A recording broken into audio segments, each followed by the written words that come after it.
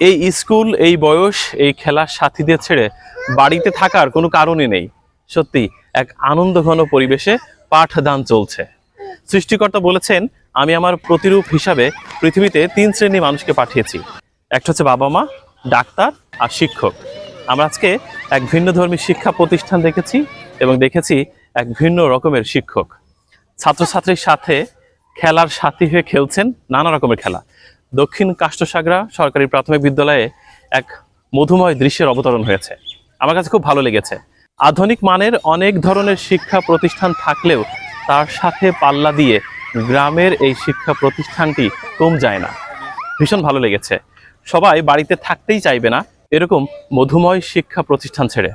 আসলে শিশু শ্রেণীর উদ্দেশ্য হচ্ছে শিশুদেরকে আর কি সবসময় আনন্দের স্থলে শেখানো, মানে আনন্দর মাধ্যমে যাতে ওরা শিখতে পারে এবং স্কুলের প্রতি ওদের ভালো লাগা সৃষ্টি হয়, স্কুলের আসতে ইচ্ছুক হয়। এই জন্যই সবসময় আর কি ওদের আনন্দের ভিতর রাখার চেষ্টা করা হয়।